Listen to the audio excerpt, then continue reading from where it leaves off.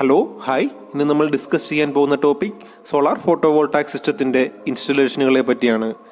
സൂര്യനിൽ നിന്ന് വരുന്ന സോളാർ എനർജി സോളാർ പാനൽ വഴി കളക്ട് ചെയ്ത് ഡേ ടു ഡേ ലൈഫിലെ എനർജി റിക്വയർമെൻറ്റ്സ് മീറ്റ് ചെയ്യുന്ന സിസ്റ്റത്തെയാണ് നമ്മൾ സോളാർ ഫോട്ടോവോൾട്ടാക് സിസ്റ്റം എന്ന് പറയുന്നത്. ഉയർന്നു വരുന്ന എനർജി ഡിമാൻഡിനും അതുപോലെ അന്തരീക്ഷ മലിനീകരണം എന്നീ രണ്ട് പ്രശ്നങ്ങൾക്ക് പരിഹാരമെന്ന നിലയിലാണ് സോളാർ സിസ്റ്റത്തെ അന്താരാഷ്ട്ര സമൂഹം നോക്കിക്കാണുന്നത്. സോളാർ സിസ്റ്റത്തെ നമുക്ക് മൂന്നായി തരംതിരിക്കാം: off grid system, on grid system, on grid system with battery അല്ലെങ്കിൽ ഹൈബ്രിഡ് സിസ്റ്റം. ആദ്യം ഓഫ് ഗ്രിഡ് സിസ്റ്റം പരിചയപ്പെടാം. ഓഫ് ഗ്രിഡ് സിസ്റ്റത്തിൽ സോളാർ പാനൽ ഉപയോഗിച്ച് ബാറ്ററി ചാർജ് ചെയ്യുകയും ആ ബാറ്ററി വഴി ഇൻവെർട്ടർ ഓപ്പറേറ്റ് ചെയ്ത് ഇലക്ട്രിസിറ്റി പ്രൊഡ്യൂസ് ചെയ്യുകയും ചെയ്യുന്നു. ഓൺ ഗ്രിഡ് സിസ്റ്റത്തിലേക്ക് വരുമ്പോൾ ഇതിൽ എനർജി സ്റ്റോറിംഗ് ഉണ്ടാവില്ല. സൂര്യപ്രകാശം ലഭ്യമായ സമയങ്ങളിൽ മാത്രമാവും ഇതിൽ എനർജി പ്രൊഡ്യൂസ് ചെയ്യുക. കൺസ്യൂമറിന് ആവശ്യമായ എനർജി ഉപഭോഗം കഴിഞ്ഞതിനു ശേഷം ബാക്കി വരുന്ന എനർജി ഗ്രിഡിലേക്ക് ഫീഡ് ചെയ്യുകയാണ് ഈ സിസ്റ്റത്തിൽ ചെയ്യുന്നത്. ഗ്രിഡിലേക്ക് സപ്ലൈ ചെയ്യുന്നതും അതുപോലെ ഗ്രിഡിൽ നിന്ന് കൺസ്യൂം ചെയ്യുന്നതുമായ എനർജിയുടെ ഡിഫറൻസ് മോണിറ്റർ ചെയ്യുന്നതിനായി ഒരു ബൈഡയറക്ഷണൽ മീറ്ററും ഈ സിസ്റ്റത്തിൽ അവൈലബിൾ ആയിരിക്കും. ഹൈബ്രിഡ് സിസ്റ്റത്തിലേക്ക് വരുമ്പോൾ ഗ്രിഡിലേക്ക് എനർജി സപ്ലൈ ചെയ്യുക മാത്രമല്ല, കൂടാതെ ബാറ്ററികൾ ഉപയോഗിച്ച് എനർജി സ്റ്റോർ ചെയ്യുകയും ചെയ്യുന്നു. രാത്രി സമയങ്ങളിൽ സൂര്യപ്രകാശം ലഭ്യമല്ലാത്തപ്പോൾ ഈ ബാറ്ററികൾ ഉപയോഗിച്ച് എനർജി പ്രൊഡ്യൂസ് ചെയ്യുവാനും ഈ സിസ്റ്റം കൊണ്ട് സാധിക്കുന്നു. ഇനി നമുക്ക് ഒരു സോളാർ സിസ്റ്റത്തിലെ കമ്പോണൻസ് ഒന്ന് നോക്കാം. ഇതാണ് ഒരു ടിപ്പിക്കൽ സോളാർ PV സിസ്റ്റം. 1 എന്ന് മാർക്ക് ചെയ്തിരിക്കുന്നത് സോളാർ പാനൽസ് ആണ്. സോളാർ പാനൽ സോളാർ എനർജിയിൽ നിന്നും ഇലക്ട്രിക്കൽ എനർജി പ്രൊഡ്യൂസ് ചെയ്യുന്നു. 2 എന്ന് മാർക്ക് ചെയ്തിരിക്കുന്നത് ഓവർലോഡ് ബ്രേക്കർ ആണ്. സോളാർ സിസ്റ്റത്തിലെ ഇന്റേണൽ ഷോർട്ട് സർക്യൂട്ട് കൊണ്ട് ഉണ്ടാകുന്ന ഓവർ കറണ്ടിൽ നിന്ന് സിസ്റ്റത്തെ പ്രൊട്ടക്ട് ചെയ്യാനാണ് ഓവർലോഡ് ബ്രേക്കർ യൂസ് ചെയ്യുന്നത്. 3 എന്നുള്ളത് PV മാനുവൽ ഐസൊലേറ്റർ ആണ്. PV സിസ്റ്റത്തിനെ മാനുവലി ഐസൊലേറ്റ് ചെയ്യുക എന്നതാണ് ഇതിന്റെ പർപ്പസ്. PV സിസ്റ്റം മെയിൻ്റനൻസ് ടൈമിൽ ഈ ഐസൊലേറ്റർ വളരെ ഉപയോഗപ്രദമാവും. 4ാമത്തെ കമ്പോണന്റ് ആണ് ചാർജ് കൺട്രോളേഴ്സ്. ബാറ്ററിയുടെ ചാർജിങ് കൺട്രോൾ ചെയ്യാനാണ് ഇവ മെയിനായി ഉപയോഗിക്കുന്നത്. ഇതുകൂടാതെ ഓവർ വോൾട്ടേജ്, ഓവർ കറണ്ട് എന്നിവയിൽ നിന്ന് പ്രൊട്ടക്ട് ചെയ്യാനും ബാറ്ററി കംപ്ലീറ്റ് ആയി ഡ്രെയിൻ ആവുന്നത് തടയാനും ചാർജ് കൺട്രോളേഴ്സ് സഹായിക്കുന്നു. ഈ പറഞ്ഞ കാര്യങ്ങൾ കൊണ്ട് ബാറ്ററിയുടെ എക്സ്റ്റൻഡഡ് ലൈഫ് അഷ്വർ ചെയ്യാനായി ചാർജ് കൺട്രോളേഴ്സിന് സാധിക്കുന്നു. 5ഉം 7ഉം 9ഉം മാനുവൽ ഐസൊലേഷൻ പോയിന്റുകളാണ്. മെയിൻ്റനൻസ് പർപ്പസിനായാണ് ഇത് ഉപയോഗിക്കുന്നത്. 6 എന്നത് വയറിംഗ് ടെർമിനൽ ആണ്. 10 ബാറ്ററിയാണ്. സോളാർ പാനൽ പ്രൊഡ്യൂസ് ചെയ്യുന്ന എനർജി സ്റ്റോർ ചെയ്യാനാണ് ബാറ്ററി ഉപയോഗിക്കുന്നത്. 11 എന്നത് ഇൻവെർട്ടർ ആണ്. ബാറ്ററിയിൽ സ്റ്റോർ ചെയ്തിരിക്കുന്ന DC എനർജിയെ കൺവേർട്ട് ചെയ്ത് ഓൾട്ടർനേറ്റിംഗ് കറണ്ട് ആക്കുക എന്നതാണ് ഇൻവെർട്ടറിന്റെ ഫംഗ്ഷൻ. ഇനി നമുക്ക് ഓരോ കമ്പോണൻസ് ഡീറ്റെയിൽ ആയി നോക്കാം. ആദ്യം സോളാർ പാനൽസ് നോക്കാം. മോണോ ക്രിസ്റ്റലൈൻ എന്നും പോളി ക്രിസ്റ്റലൈൻ എന്നും സോളാർ പാനൽസിനെ രണ്ടായി തരംതിരിക്കാം. മോണോ ക്രിസ്റ്റലൈൻ പാനലുകളിലേക്ക് വരുമ്പോൾ ഇവ പ്യുവർ സിലിക്കണിൽ നിന്ന് രൂപാന്തരം സംഭവിച്ചവയായിരിക്കും. മറ്റുള്ള പാനലുകളെ കമ്പയർ ചെയ്യുമ്പോൾ മോണോ ക്രിസ്റ്റലൈൻ പാനലുകളുടെ എഫിഷ്യൻസി കൂടുതലായിരിക്കും. പ്യുവർ സിലിക്കണിൽ കെമിക്കൽ പ്രോസസ്സും ഇമ്പ്യൂരിറ്റി അഡീഷൻസും നടത്തിയാണ് പോളിക്രിസ്റ്റലൈൻ പാനലുകൾ രൂപപ്പെടുന്നത്. മോണോക്രിസ്റ്റലൈൻ പാനലുകളേക്കാൾ സിലിക്കണിന്റെ അളവ് പോളിക്രിസ്റ്റലൈൻ പാനലുകളിൽ കുറവായിരിക്കും. ഈ 2 പാനലുകളും നമുക്ക് വിഷ്വലി തന്നെ ഐഡന്റിഫൈ ചെയ്യാൻ സാധിക്കുന്നതാണ്. മോണോക്രിസ്റ്റലൈൻ പാനലുകളിലേക്ക് വരുമ്പോൾ ഈ പാനലുകളുടെ എഡ്ജസ് റൗണ്ട് ഷേപ്ഡ് എഡ്ജസ് ആയിരിക്കും. അതുപോലെ തന്നെ ഒരു ബ്ലാക്ക് ഷെയ്ഡ് കളറാവും ഇതിനുണ്ടാവുക. പോളിക്രിസ്റ്റലൈൻ പാനലുകളിലേക്ക് വരുമ്പോൾ ഈ പാനലുകളുടെ എഡ്ജസ് റെക്ടാങ്കുലർ ഷേപ്ഡ് ആയിരിക്കും. അതുപോലെ തന്നെ ഒരു ഡാർക്ക് ബ്ലൂ ഷെയ്ഡ് കളറാവും ഈ പാനലുകൾക്കുണ്ടാവുക. ഇനി നമുക്ക് സോളാർ പാനലുകളുടെ പെർഫോമൻസ് ഫീച്ചേഴ്സ് ഒന്ന് പരിശോധിക്കാം. മോണോക്രിസ്റ്റലൈൻ, പോളിക്രിസ്റ്റലൈൻ എന്നിവ കൂടാതെ ഏറ്റവും ലേറ്റസ്റ്റ് ഡെവലപ്മെന്റ് ആയ തിൻ ഫിലിം ടെക്നോളജിയുടെ പാരാമീറ്റേഴ്സും ഞാനിവിടെ ഡിസ്കസ് ചെയ്യുന്നുണ്ട്. ഈ പാനലുകളുടെ എഫിഷ്യൻസി പരിശോധിക്കുകയാണെങ്കിൽ മോണോക്രിസ്റ്റലൈൻ പാനലിന് 17 മുതൽ 20% വരെ എഫിഷ്യൻസിയുണ്ട്. പോളിക്രിസ്റ്റലൈനിലേക്ക് വരുമ്പോൾ 13 മുതൽ 16%, തിൻ ഫിലിമിലേക്ക് വരുമ്പോൾ 4 മുതൽ 12% എഫിഷ്യൻസി.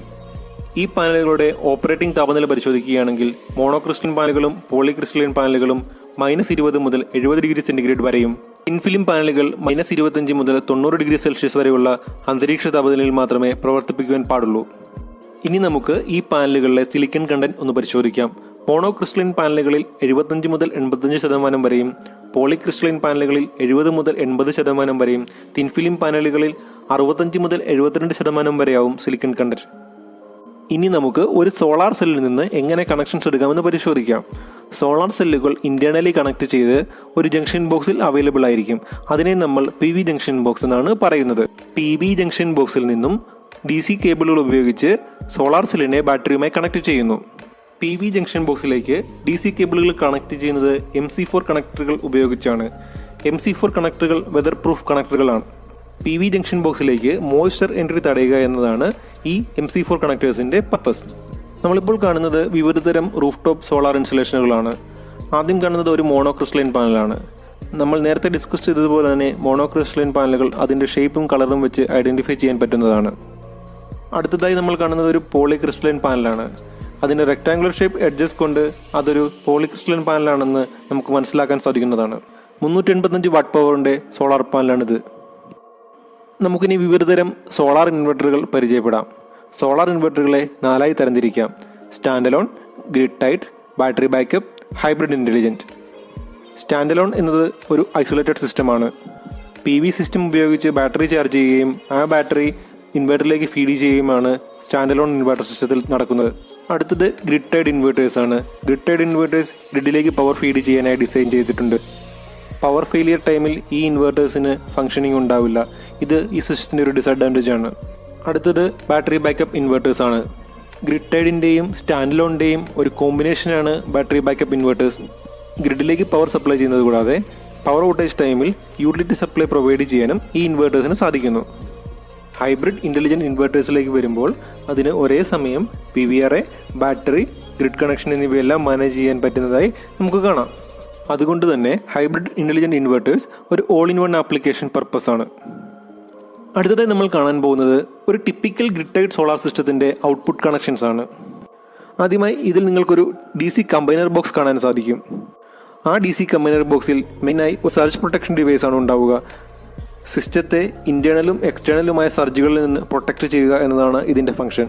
DC കമ്പൈനർ ബോക്സിൽ നിന്ന് DC സപ്ലൈ ഒരു ഇൻവെർട്ടറിലേക്കും ഇൻവെർട്ടറിൽ നിന്ന് AC സപ്ലൈ ഒരു AC DBയിലേക്കുമാണ് ഈ സിസ്റ്റത്തിൽ ഫീഡ് ചെയ്യുന്നത്. നമ്മളിപ്പോൾ കാണുന്നത് ലൂമിനസിൻ്റെ ഇൻവെർട്ടർ അടങ്ങിയ ഒരു സോളാർ PV സിസ്റ്റമാണ്. മുമ്പ് കണ്ടതുപോലെ തന്നെ ഒരു DC കമ്പൈനർ ബോക്സ്, അവിടെ നിന്ന് inverter, AC DB, net metering box, utility system, അങ്ങനെയാവും ഇതിൻ്റെ ഒരു നോർമൽ സിസ്റ്റം ഉണ്ടാവുക. നിങ്ങളിപ്പോൾ കാണുന്നത് ഗ്രോവാട്ടിൻ്റെ ഇൻവെർട്ടർ അടങ്ങിയൊരു സോളാർ PV സിസ്റ്റമാണ്. ഇൻവെർട്ടറിൻ്റെ കപ്പാസിറ്റിയും എഫിഷ്യൻസിയും അതുപോലെ തന്നെ ബാറ്ററിയുടെ കപ്പാസിറ്റിയും മാറുന്നതനുസരിച്ച് നിങ്ങളുടെ സോളാർ സിസ്റ്റത്തിൻ്റെ വിലയും മാറുന്നതാണ്. അടുത്തതായി നമ്മൾ നോക്കാൻ പോകുന്നത് സോളാർ ചാർജ് കൺട്രോളേഴ്സാണ്. ചാർജ് കൺട്രോളേഴ്സ് ചാർജിങ് കൺട്രോൾ ചെയ്യാനായാണ് ഉപയോഗിക്കുന്നത്. സോളാർ PV സിസ്റ്റത്തിൽ നിന്ന് ബാറ്ററിയിലേക്കുള്ള കറണ്ട് ഫ്ലോയും ബാറ്ററിയിൽ നിന്ന് ഇൻവെർട്ടറിലേക്കുള്ള കറണ്ട് ഫ്ലോയും കൺട്രോൾ ചെയ്യാൻ ചാർജ് കൺട്രോളേഴ്സ് സഹായിക്കുന്നു. ഇത് കൂടാതെ ബാറ്ററി കംപ്ലീറ്റ് ഡ്രൈൻ ആവുന്നില്ല എന്നും ചാർജ് കൺട്രോളേഴ്സ് ഉറപ്പുവരുത്തുന്നു.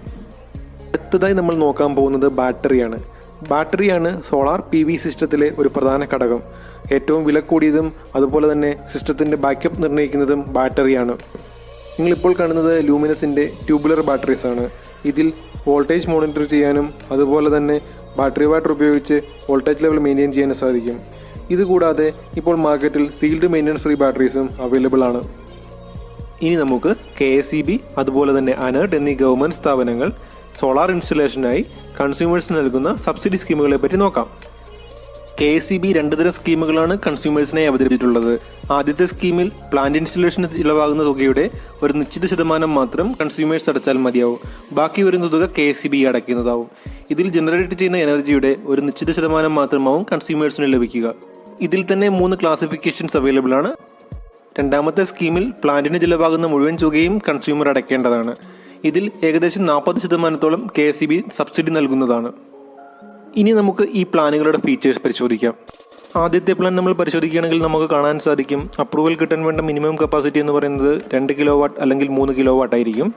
25 വർഷത്തോളം മെയിൻ്റനൻസ് നടത്തുക KSEB തന്നെയായിരിക്കും. ഈ സ്കീമിൽ ഇൻവെസ്റ്റ് ചെയ്ത ഒരു കസ്റ്റമറിന് ഇൻവെസ്റ്റ് ചെയ്ത തുകയുടെ ഇരട്ടിയോളം തുക ലാഭം കിട്ടുന്നതായി നമുക്ക് കാണാൻ സാധിക്കും. അടുത്ത ഓപ്ഷൻ എന്നത് കസ്റ്റമർ മുഴുവൻ തുകയും അടച്ച് സോളാർ പ്ലാൻ ഇൻസ്റ്റാൾ ചെയ്യുന്നതാണ്. ആ ഓപ്ഷൻ നമ്മൾ പരിശോധിക്കുകയാണെങ്കിൽ അതിലെ മിനിമം പ്ലാൻ കപ്പാസിറ്റി എന്ന് പറയുന്നത് 2 kW ആയിരിക്കും. അതിൽ 5 വർഷത്തോളം മെയിൻ്റനൻസ് നടത്തുക KSEB തന്നെയായിരിക്കും. ഇൻവെസ്റ്റ് ചെയ്യുന്ന കസ്റ്റമറിന് പ്ലാൻ കപ്പാസിറ്റിക്ക് ചിലവായ തുകയുടെ 40% വരെ KSEB സബ്സിഡി നൽകുന്നതാണ് ഈ സ്കീമിലുള്ളത്. അടുത്തതായി മുമ്പ് നമ്മൾ മാറ്റിവെച്ച ഈ സ്കീമിലുള്ള ഡിഫറെൻറ്റ് ഓപ്ഷൻസ് നമുക്കൊന്ന് പരിശോധിക്കാം. KSEB ഇൻവെസ്റ്റ് ചെയ്യുന്ന പ്ലാനിൽ നമുക്ക് 3 ഓപ്ഷൻസ് ആണ് അവൈലബിൾ ആയിട്ടുള്ളത്.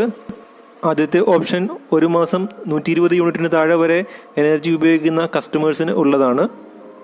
ഈ സ്കീമിൽ കൺസ്യൂമർ ചിലവാകുന്ന തുകയുടെ 12% വരെ വഹിക്കേണ്ടി വരും. അതായത് 1 കിലോ വാട്ടിന് ഏകദേശം 6200 രൂപ വരും. അത് ജനറേറ്റ് ചെയ്യുന്ന ഇലക്ട്രിസിറ്റിയുടെ 25% വരെ ക്ലെയിം ചെയ്യാൻ കൺസ്യൂമറിന് സാധിക്കും.